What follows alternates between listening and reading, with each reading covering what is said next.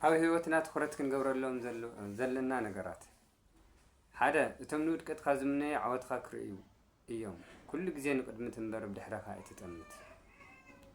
ኩሉ ግዜ ኣብ ህይወትካ ክፉእ ብሰናይ ኣይትመልስ። ምክንያቱ መቕፃዕቲ ካብ ሕነ ምፍዳይ ይኸፍእ። ብዙሕ ግዜ ሃንደበት እንረኽቦ ነገራት ካብቲ ንፅበዮ ይወፁ።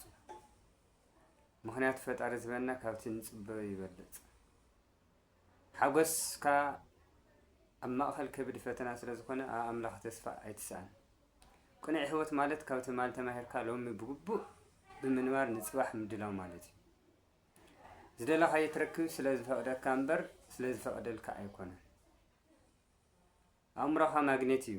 ፅቡቕ ነገራት ይሓስብ፣ ፅቡቕ ነገራት ይስሕብ፣ ሕማቕ ይስሕብ፣ ሕማቕ ይሓስብ። ስለዚ ፅቡቕ ነገር ጥራሕ ሕሰበሉ። ምክንያቱ ኣእምሮ ደቂ ሰባት ዝሃብካዮ ስለ ዝምገብ፣ በቲ ዝሃብናዮ ስለ ዝምራሕ፣ እቲ ዝሃብናዮ ስለ ዝመርሕ።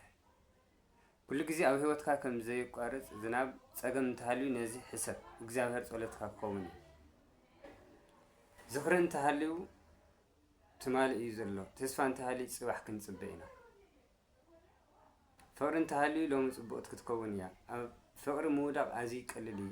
ኣብ ፍቅሪ ምፅናሕ ግን ክቡር እዩ። ቅድሚ ምዝራብ ምጅማርካ ምስ ርእስኻ ምትእስሳርካ ኣረጋግፅ። ናብ ዓወት ክትገይሽ ከለኻ ንድሕሪት ኣይትጥምት። ኩሉ ግዜ ናብ ዓወት ክንኸይድ ከለና ንድሕሪት ክንጥምት የብልናን። ምክንያቱ ንዓወትና መሰናክል ንድሕሪት ምጥማት ስለ ዝኾነ። ኣብ ዕላማኻ እንተበፂሕካ ኣበይ ከም ዝነበርካ ኣይትረስዕን። ኣብ መብዛሕትና ደቂ ሰባት ዝርከብ ዝረአየን እውን ስለዝኾነ ኣብ ዝኾነ ምቹው ባይታ ምስ በፃሕና ሕሉፍ ባይታና ስለ ንርስዕ።